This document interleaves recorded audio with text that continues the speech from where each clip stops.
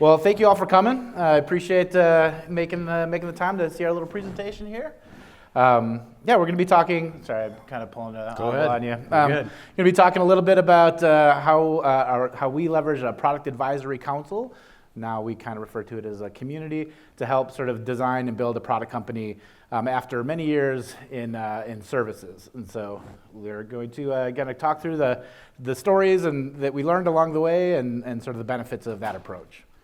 So before Dave and I were awkward nerds that came up on stage and almost blew the room up with AV, we were awkward nerds on a 6th grade field trip where we met heading to the Art Museum, downtown Minnesota Art Museum, Minneapolis, Institute of Art, who knows? That's right. One of those awesome museums. That's where this nerdiness started. We've been friends for a long time.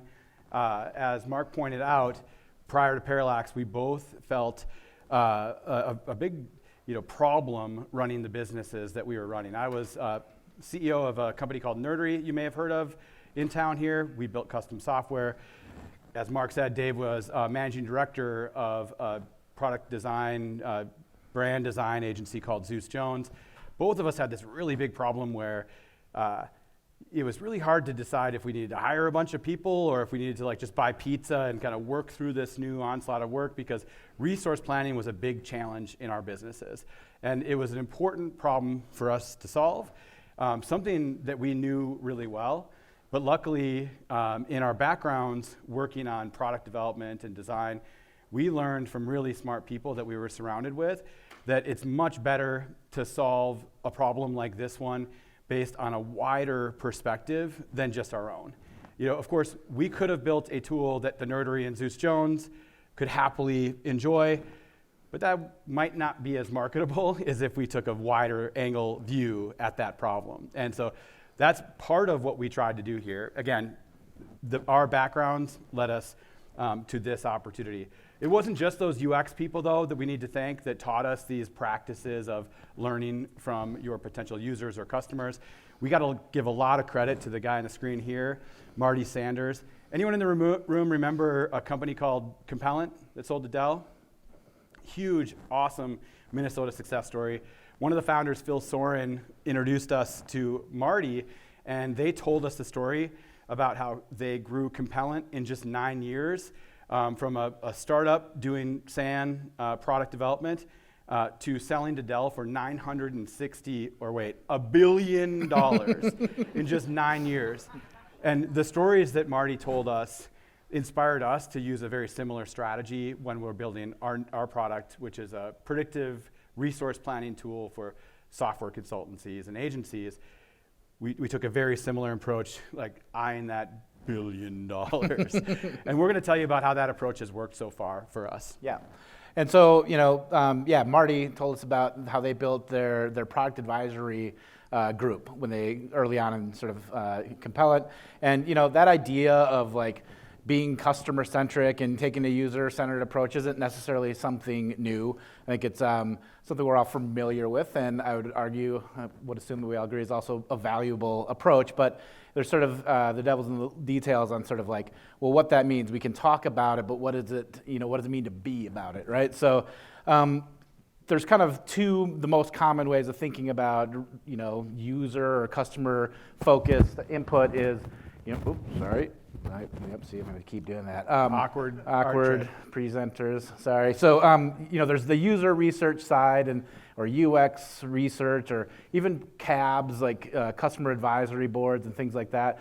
They're great, but they're typically focused more on sort of specific, user feedback and insights on sort of what's working or not working within a product. The scale is also generally a little bit smaller. It usually can be one-on-one or small focus groups and small surveys potentially. And it's really, again, focused on the user persona. And that can provide things like it says here, feedback on the sort of adoption experience, feedback on the product itself, the usability. It can help us prioritize specific features in our roadmap and sort of help sort of verify or improve the existing value proposition in the product. And it's also great for some case studies and testimonials and things like that we can pull from. So we're all pretty familiar with these, and these are great, and we should, there's a lot of value in them. On the other side, we've got kind of market research, and this is, often a function of the marketing, organization, and this is really more about looking at larger market trends and looking for information, generally at a larger scale, to kind of identify sort of what people want or how they think about what they want or how they talk about it. And the segmentation is more usually aligned with kind of the buyer persona or the market itself. And these are also great. It's great, activities, gives us market trends and the opportunities that those trends are providing. The buyer pain points, what are they running into? What are they trying to solve? How do they think about it? It helps sort of inform those broader sort of product strategies, the larger sort of epics and things that we might be doing. Brand positioning, especially as it relates to the competition in the market, and really helps us identify things around like thought leadership content and things that we need to create. And these are common and awesome, but what's the difference then when we talk about this idea of a product advisory community? Really the way we think about it is those things it's kind of a best of both worlds, right? So we developed the product advisory community to sort of provide broad value from the sort of product side, feature set, things like that, talking about sort of what people want, but not only what they want, but how they want to do it. And so it spans from that, the audience of existing or potential prospective customers to influencers and aspirational people that are doing things like further up in the market.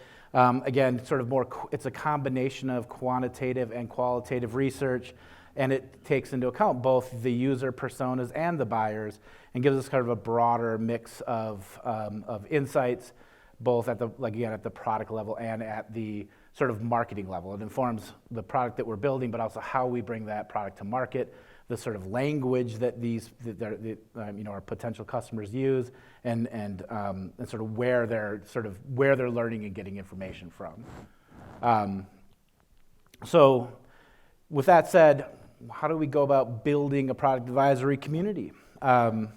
And if I can jump in real quick before Dave talks about the goals, I think that, I'm a student of pragmatism. I'm an engineer by training. I grew up solving problems. Dave, the agency that he helped build is really hands-on. And the last slides that you guys have seen, I think it seems like we need to hire a bunch of people to do that stuff, right? Maybe we're hiring a firm to help us do that stuff. Right. I think one thing that I want you to picture is in our early days at Parallax, there was 4 or 5 of us. And so this was us. This was us taking a more pragmatic approach to those same goals, but with this human element, So we were personally reaching out, and I'll tell you more about that later. But I kind of want you guys to put your frame of mind there. A big part of the value in that previous slide was that it was us doing it, and we were hands-on, and it wasn't necessarily by the book of how you should do user research or market research. Yeah. It was something more agile. Yeah, definitely felt more human too, and the investment was much lower. We didn't have to go out and buy, hire an agency to run and do this research for us, or buy big data sets. We could just kind of learn directly from customers and prospects at the same time. And that's kind of gets to this point of you're building a product advisory council, anything worth doing, it's good to have some idea of what we're trying to accomplish and why. What are the goals here? Are we trying to sort of move up market within the same market, vertical? Are we trying to extend into new markets? And in either case, what are we trying to learn from those communities? And so for us, it was really how do we understand how to serve our current customer base, but then also bring in people that existing base can look at as aspirational or sort of look to as people they want to grow into. And then also learn what it's going to take for our product to serve those people that ultimately our current customers want to grow into. And so we're kind of, again, getting best of both worlds. And then in addition to that, obviously, is let's create some fans and advocates and things like that along the way that are kind of our champions and have our back and are out there kind of breaking down barriers and walls for us and giving us, and really are kind of our friends and advocates and fans, which is super cool. It gave us a lot of confidence and gave our team confidence that we're, maybe on the right track here. Next up, I think, it's really, really important to make sure that we understand the value exchange that's happening in these things, right? Like, the people that we invited to our product advisor council, they're busy. They've got lots of opportunities to go to all kinds of cool events and things like this, and how they're going to spend their time. And so really have an understanding of, ask that question, why would they participate? Why would they come and hang out with us and share their time? And, again, for us, it was really about like, this is the promise for them was we're going to help you. We're going to share some of the best practices that other industry leaders are sort of talking about and experimenting with, because that's how we're informing our product. And this is where our experience really helped out, because we were going out to these people, asking them to join a conversation about problems that we remember feeling, or experiencing, and the pain that we remember feeling. And so when we said, hey, CEO at so-and-so company and COO at other company, we want to get together in a room and talk about these problems that we know you guys are figuring out how to solve with a group of peers, just like this event here, where we can learn from each other. That was a really awesome value proposition. Not only that, people like to help with things, period. People like to be a part of something bigger than themselves. And that little nugget right there was a lot and enough for many of these people to want to join in. 100%. Yeah, and I mean, they sort of look, again, like Tom said, we're creating relationships even beyond just like our little product focus and helping each other out. It's a win-win-win sort of scenario that we're trying to develop. And then another thing, and I can't sort of understate the value of this, especially early on when we were developing this pack, we had to sort of lean on other people to kind of be a draw. We had our own sort of, industry credibility, but, that wasn't necessarily enough, especially to bring in people that we hadn't yet met. And so the idea of identifying who other potential leaders that have influence in the industry or in the, in your sort of customer base you're after, we went and actually asked them if we could hang out in their spaces. We held our first events at places like Three Bridge Solutions in Minneapolis and Magenic in Chicago, and these were places that other digital service companies looked to as doing a really cool job and doing a really great job and having cool spaces, again, sort of aspirational. And then in addition to that, we thought about who already has communities that are speaking to this customer base that we could sort of engage with and invite to help out. And so folks like Carl Smith, who runs a community of digital agencies and digital services companies called the Bureau of Digital, we asked him to come to Chicago and we'll put you up in a hotel, and that was pretty much all we had to offer. And he came and he brought a couple of his buddies with in Chicago, and the next thing you know, we had this additional credibility, and also brought down sort of the barrier of entry, so people came sort of ready to have these conversations and share, and it kind of already sort of had a built-in community feeling by the time we even started, which was great. In a very real, present example today, it was awesome to be able to go out to other companies in Minneapolis and put Cprime's logo up there as a friend and talk about how Ann has already helped us kind of think about how this product is going to work. It's fun to be able to leverage these people who want to help you in their relationships. It's super rewarding, especially when you can come back and be like, high five, it worked. Exactly. And then, to that point too, there's, create a little FOMO for this stuff. There should be a little bit of mystique and maybe a little exclusivity to building these communities, so that there's a little bit of chatter out in the breeze. What are these guys doing? I kind of want to be a part of that. I want to see what they're talking about, what the ideas that they're sharing and learning from.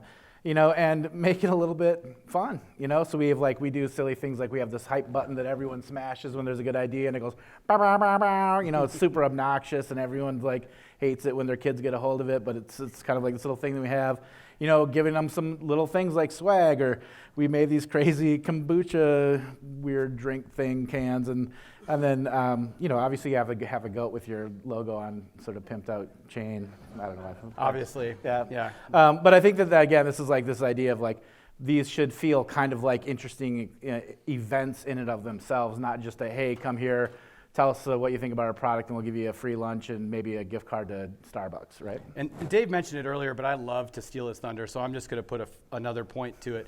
This was a great experience for our employees to really get it. Like when we got together with a room of 40, 50 C-level people from around the community who all came out in the first 6 months of our company, who came out to learn and to teach us about what this opportunity is in the market, you could see how stoked our employees were getting about that. They're like, holy shit, these guys are real. It's not just this little tiny office that we barely have room to sit down. It's a real deal, And they, not only that, but they, someone said, I can't remember which famous person from Silicon Valley said, we want missionaries, not mercenaries. To be engaged in the mission doesn't have to mean that we're like, doing something altruistic. We're helping these companies resolve these problems, heal these pains that are very real to those people who showed up. Yeah. And for our employees to be able to see that and experience it firsthand, super rad. Yeah, and it kind of takes that whole, that idea of like a persona a significant step forward when it's like not just, Jane Doe, the project manager. It's like, an actual person that you understand their pain, you know them, you've created some kind of relationship with them. It's our engineers, our team, like want to deliver for that specific person when they're solving problems, which is great. All right, so this is my part, and I'm sure hopefully Dave jumps button? in as much as I do. Yeah, on him. Sorry. I can't help myself. I'm sorry, you guys. But how to recruit and leverage PAC members. Again, think about it as a startup. I think that whether you're in a very large, corporation here in town, whether you work for the state in IT, whether you're working at a small consultancy for nonprofits, whatever you're doing, I think you can act like we did. We act like, startup founders who get scrappy, but I think that in a way, all of you guys are doing that, right? And so think about it as that personal mission that we're on. And so the first thing that we did as scrappy founder people is we tried to understand where are these people that we want to talk to. And so I have to brag, I leveraged my ability to reuse open source software and pretend that I'm a coder. And I wrote a little thing that basically crawled the internet to find companies that we think fit within our prospective profile, right? And so we assembled a list of 63,000 prospect companies in North America. And then, a group of us just kind of narrowed that down to a set of profiles that we thought, as Dave pointed out earlier, represented kind of the cool kids, We literally looked on their LinkedIns, we looked on their websites, we saw who's getting the most follows and likes, on LinkedIn, who's speaking about the coolest stuff when it comes to thought leadership on their websites. And we very, very hacker style tried to identify who had the influence, And then thanks to our time in the industry and all the amazing people that we've been able to network with over the years, we leveraged those personal relationships and the personal brands that we'd developed so that we could kind of reach out to those influential leaders and ask for their help. I think somebody credited this to Ben Franklin, I think, when there's a phrase that I like to reuse. It's ask somebody for money, they'll give you advice. Mm-hmm. Ask somebody for advice, and sometimes they'll give you money. But we did. We reached out to these people who we thought were influencers, and we told them the story. We said, hey, we experienced this pain for so long. We know the problems that you guys have. We know that there's this gap in the market for a product, but we don't want to design it by ourselves because then it would be very narrow in its impact. We want to have a wider perspective, and we want you are very important to us. We want you to be part of our early product advisory council, and we made it feel like they were going to be one of 4 people, a little salesmanship there. But we found those core people, and then we brought them into the fold. We interviewed them, we understood them, and then we leveraged their networks. We said, okay, cool, who else do you think should come to this meetup? And can you make me an introduction, or can I use your name when I reach out? And what happened kind of organically, and this was funny for me because I was never a salesperson. I'm again, I pretended to be a good coder for the early stage of my career, and I, surrounded myself with good coders, so everyone would believe that was true. He still tries to code, nerdery. Even as a CEO, though. You gotta stop that. I should stop that. And then we were able to leverage that network, leverage those relationships, and go tell that story. There is an opportunity for you to not only help us design a tool that you may use someday, but we're not trying to sell you on it. What we're trying to give you and ask for back from you is like this opportunity to talk about these challenges amongst your peers. Look at the spreadsheets that they've used to solve the problem. Look at the commercial products that they've bent to their will, to make it work to solve these problems. And like, let's, share, right? And that was incredibly valuable for a lot of these people, or it has been, it continues to be. And then, what's our ask? Help us build something cool, Help us do it different. And again, people like to be a part of stuff, so it was pretty easy. So as we built this group, we started to get these opportunities to interview all these people, not just the original members that we recruited, like the C-level folks, but also like digging a little bit deeper and talking to the users who are future potential users and how they might use this product internally. Another crazy thing that we didn't intend from this really provided a lot of value for us. And so, we're raising money and we're trying to justify the return on our investors' money. We're trying to talk about how big this opportunity is to the world. And again, whether you're a startup or whether you work for a larger organization, this problem exists. How big is the problem? What's it worth for us to solve it, essentially? And what we found in that is that it was a really big market potential. In fact, like the $8 billion that we identified in the professional services market today was growing so fast that it was projected to be $25 billion by 2025 when we put this slide together. And obviously, a couple of awkward, people from Minnesota and their ragtag crew of hackers, like we weren't going to address this $25 billion market in the first year and a half or whatever we had runway for. And so focus was so darn important for us, right? Like, which part of this market are we going to show traction in?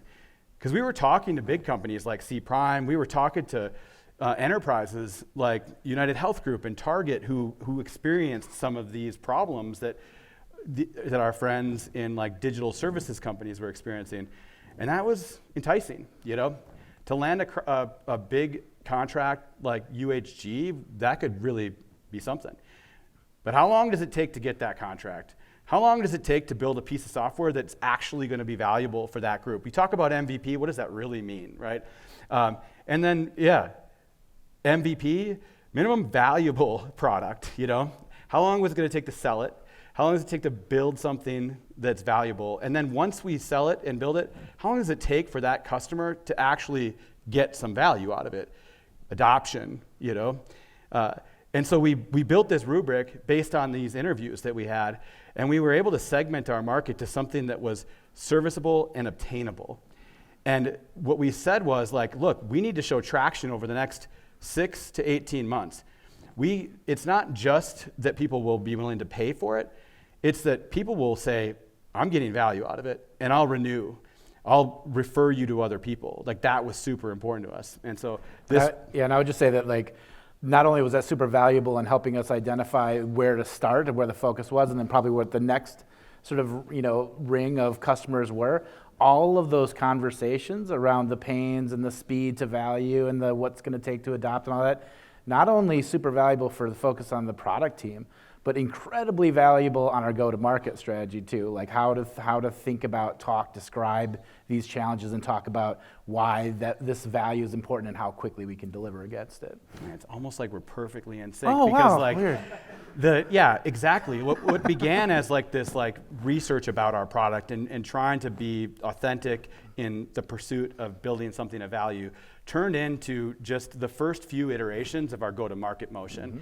As we brought this product to commercial market, we kind of already had the muscle memory and the basic processes in place to like recruit those people. Instead of saying, hey, I'm not trying to sell you anything, I'm just asking for your advice. We were like, yeah, dude, we're ready to sell this to you, And it was so fun to go back to our venture capitalists, these people who are so used to founders not from Minnesota saying like, we're going to sell all this crazy stuff in our first year, and like coming up like a quarter of that.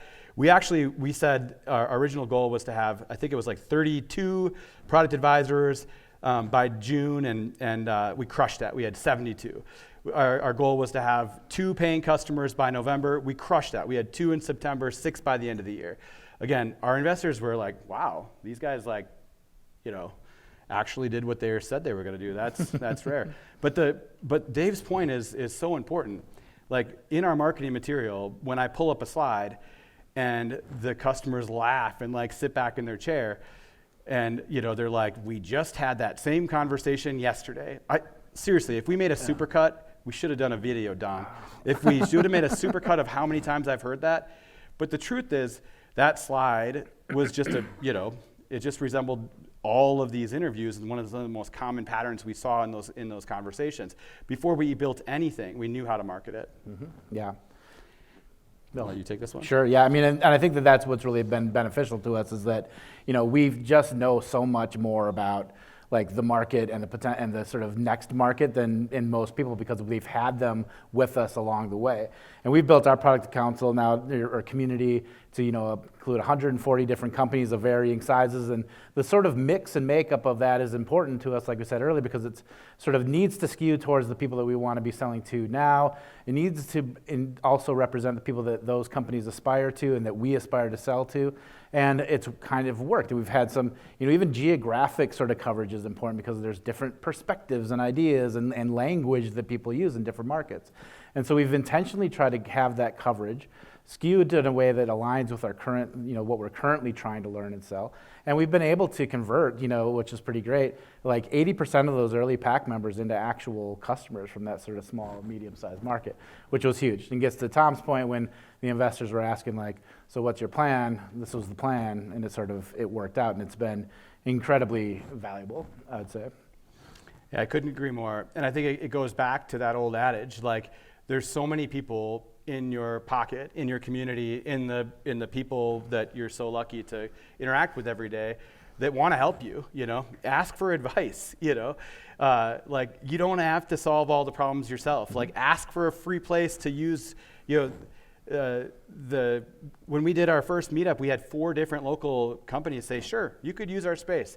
We had our pick of the litter, like it's so awesome to leverage the community that you're in. You guys invest a lot in building that community by attending events like this, by showing up every day and doing a good job in your day job and building your personal brand and reputation.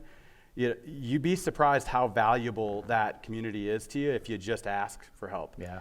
That's like one of those there is hope for humanity. Just the ability, how giving and open people actually are to providing not only support and their assets, but their ideas. Like they want to help each other, learn, especially when you're trying to do something that has value and can be seen.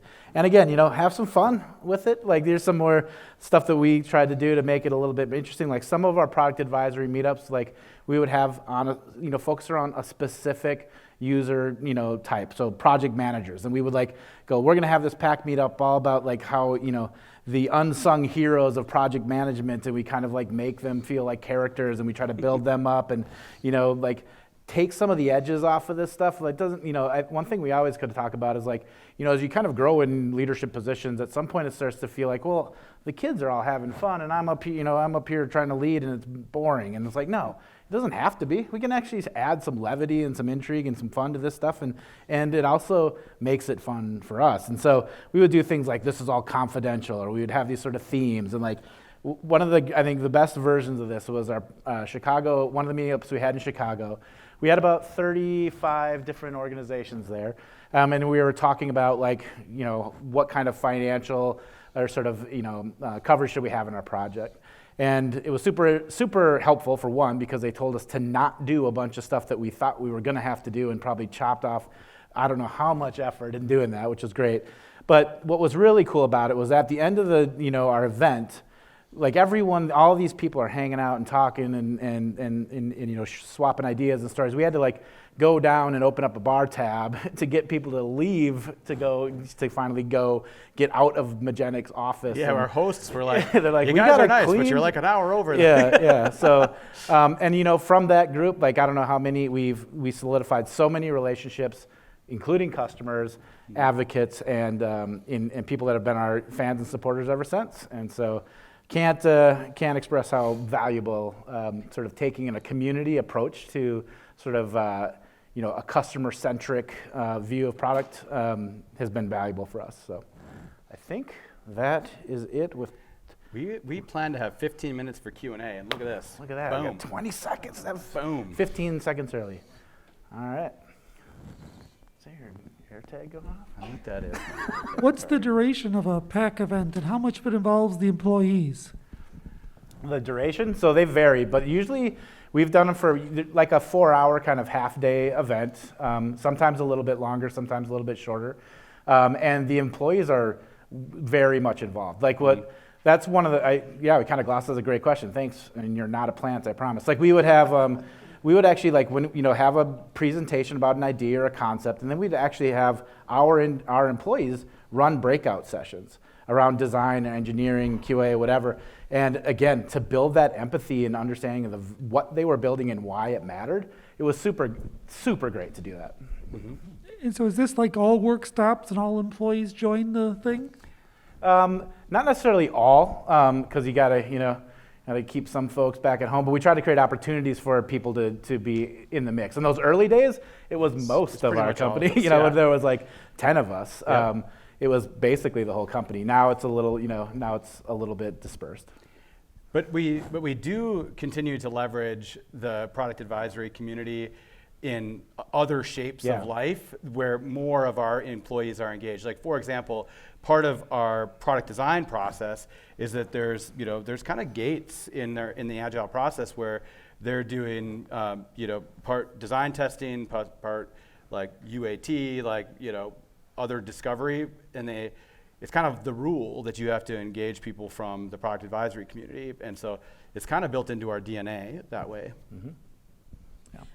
I was just going to say I love what you're doing, but it occurs to me as you describe it, you're really talking about using change management principles to create a company from the ground up, and during this product advisory committee formation period, you're in that subset of activity that we would call creating awareness and desire. Mm-hmm. That's part of that whole ADCAR model, and I have to believe that your success in converting those members to customers is because, again, you did such a good job creating awareness and desire. By the time you got up and running, they were sold. Yeah, 100%. Exactly. So it's just a really good example of, again, change management in the form of you created a company using it. So I love it. I appreciate that thanks very so much. Yeah, it wasn't intentional, but I probably should put that in our deck now, Dave. That's right. Well, act like we knew what we were doing. Can you write that down, and then we'll put it in the deck so I can take credit for it. Yeah, go ahead. Any other questions? All right. One, there you go. Yeah, nice. How often do you go back to those same customers now as you go on to further iterations of what you're doing? How often are you engaging them again to make sure that now from this point on, are you still doing this, I guess, is really what it is. Every chance we get. Yeah, absolutely. Mm-hmm. That's a big, and it's not, since COVID, we haven't done like as much in-person meetup. We keep meaning to get back into that. It's just, the world has changed a bit. I think we're getting close. But, everything from, like we said earlier, like having this roster, and we kind of like always offer the opportunity to the whole roster if you want to be a part of a specific design sprint. Like if there's a certain feature that you're more interested in. And I'll remind you, like a lot of these people in the 140 now companies in our product advisory council, a lot of them aren't customers because they represent like future customers, like, and they're cool with that. So yeah, as simple as like being a part of the design sprint, we certainly like give them updates and newsletters. We try to like hype up like if something that they help design gets launched. Mm-hmm.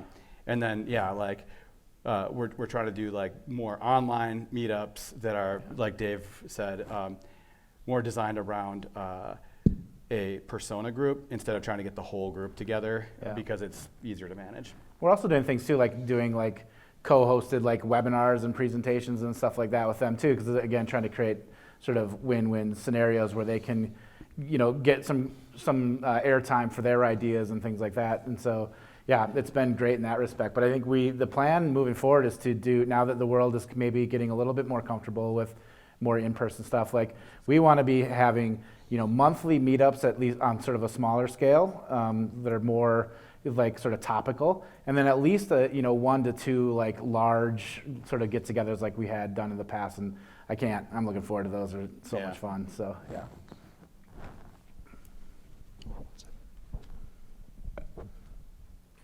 I was hoping you could share a little bit about, I know you mentioned that it's like, 140 organizations, but who are those people that are from those organizations? Like who comprises that group? Yeah. Yeah, so typically we'll have like a champion who is a higher level person in the organization, and then subsequently, like we'll recruit people that represent other personas from that champion. And so depending on size, like of company, right? So a lot of our members are like C-suite type people. But the people that we actually engage with, the people that they delegate to be a part of the design sprint are often like the individual contributors or maybe like mid-level people that are more active in using the product, right? Was there a quick clarifying? Yeah. So I guess, how do you ensure that you have a level of diversity in terms of voices that are part of this community? Yeah. I don't have a good answer for that. I think that that's one of the drawbacks of being a startup is that we're trying to sort that out, not just in like the type of company, but by the type of people.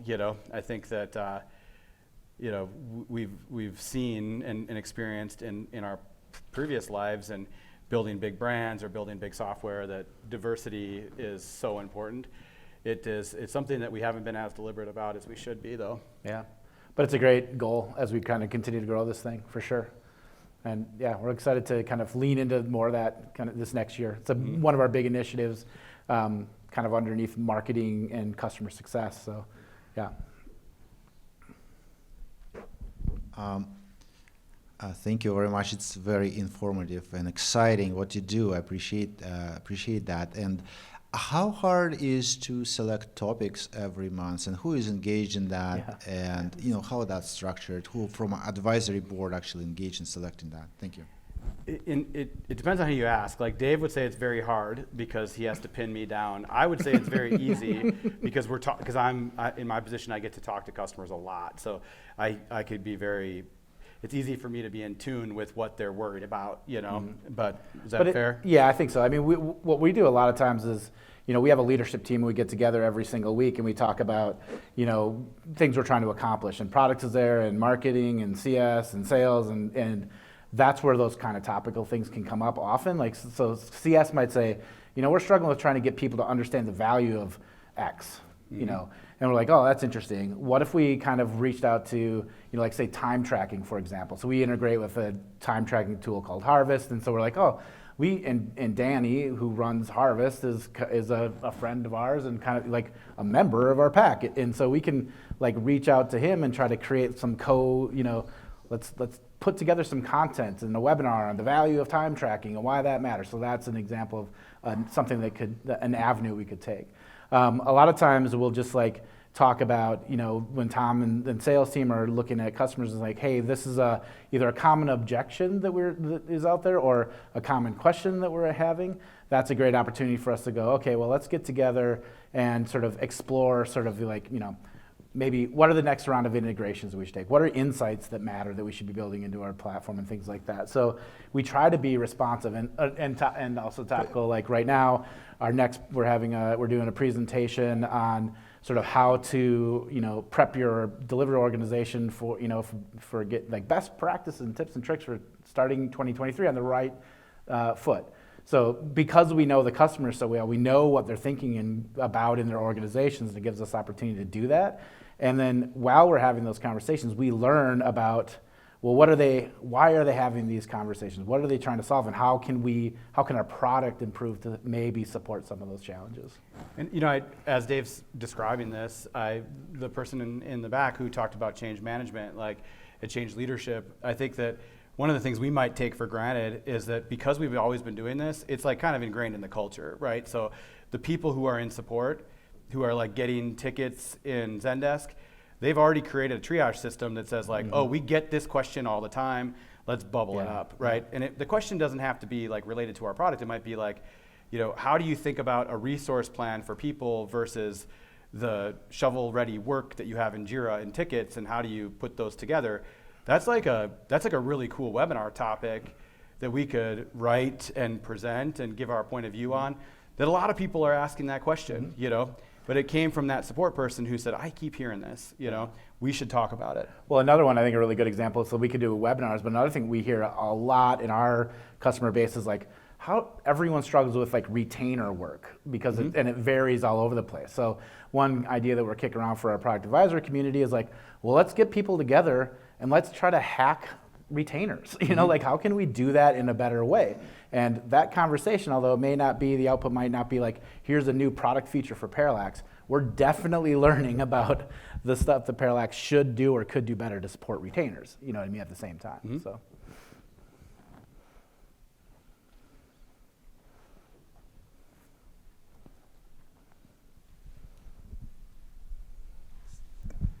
Could you say more about the impact on culture and behavior that you've seen from having the pack? For our company, yeah. I don't know. I'll let Dave riff on this because he's really the expert on culture. But I will say that I'm really proud that they care about our user.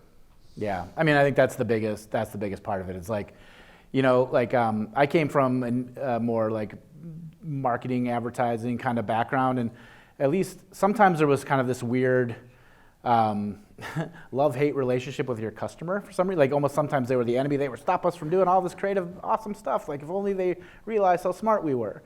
And that sort of head-butting sort of relationship doesn't exist at Parallax. And it's pretty unique. I mean, for me it is. Maybe you had that. Agree. I